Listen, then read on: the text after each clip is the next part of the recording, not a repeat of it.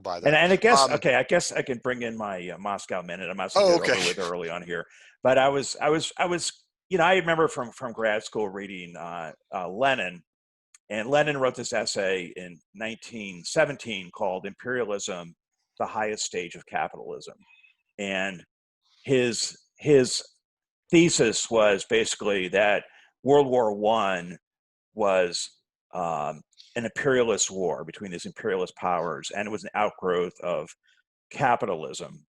And basically, he talked about finance capital, which was not just money, but it meant any kind of like these extra profits that these companies made, especially as they went into like colonial, third world places. They could have cheap labor, cheap resources. They built up this great wealth, and they were working together with the banks to basically try to create new markets, and they fought over the markets and access to raw materials and labor, and that's basically what war is about.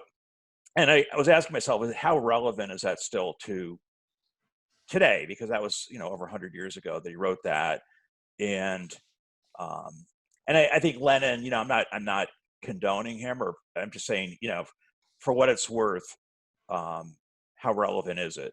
And I think it still is relevant. Although one thing that didn't exist really 100 years ago that exists now is the influence of the internet and computer technology. So that the communications have become globalized, and there's a populism that has grown out of that globalized technology. So I think that's a difference. But the question is, we're in an era of, supposedly the Pax Americana is being threatened by China and Russia. So in a way, it's kind of like that's the imperialist power now is US wants to keep access to its cheap markets like in Vietnam and Southeast Asia. That's why the South China Sea is so important. So in some ways, it does echo some of those some of that analysis by Lenin, and 100 years ago, of these capitalist powers fighting over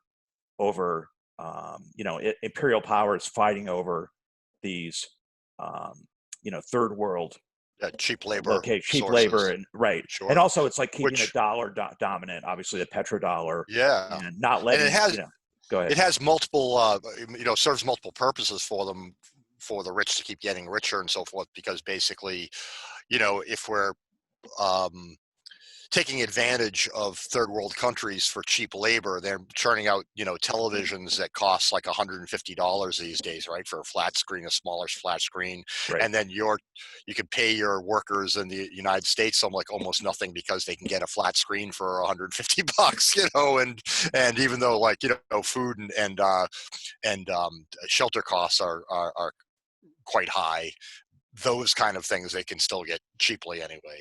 Yeah, for now, but once you lose Yeah, your job and you've been evicted, then you can't even afford right. that. And one of the things Lenin, predicted. Again, I'm not saying I, approve of him or whatever. I'm just saying this is what he said, that capital will become more and more concentrated at the top. Okay, Yeah. so And there, I mean, Jeff Bezos is case and in we point, are right?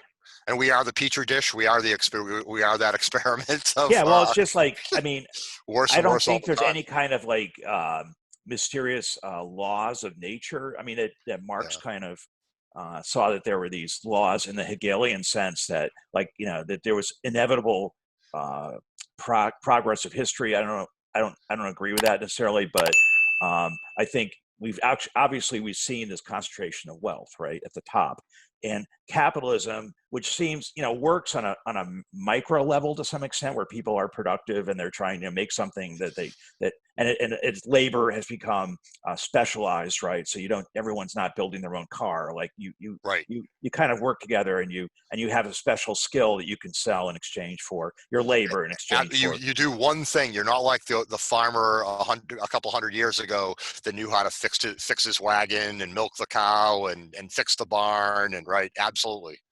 Yeah, Right. completely specialized. I have no idea how to do the simplest things to maintain my house, and have to get into, whatever, to some other folks to do that. But I think we are becoming more and more, but it gets to a point where the wealth becomes so concentrated that I mean, Jeff Bezos, I mean, what is he going to do with his money, right? So he made like in one day, he made, I mean, like $10 billion or something. It was in the news. I mean, Yeah. what do you do with that money? And obviously, there's a lot of people who that wealth has been sucked out of, the lower For a few days strata. running, people were making the observation that Bezos has enough money that he could essentially solve world hunger on his own, and they would Right. post. There was a tag that was something like, I guess Bezos isn't going to solve world hunger today, or something like that. Yeah, well, I that's, I mean, guess he's capitalism decided is to get, based on, the idea of yeah, freedom that somebody at the top is going to say, oh, yeah, okay, I made all my money. Now what am I going to do with it? Yeah, I'll solve world hunger and I'll give my right. money away. Well, it Or doesn't really work that way. Carnegie building libraries or something, or Yeah, I yeah, mean, which is yeah, fine, but Lenin's kind of like, well, if you got somebody with that much wealth in the top, they, it's not legitimate, so that yeah. I agree with there's that. no, whether you take it from them through taxation or just basically you confiscate it, it's not their wealth. Now, I would say, definitely Bezos he has given something to society. Amazon is a phenomenon that didn't exist before. You know, But it's um, also got so many destructive sides.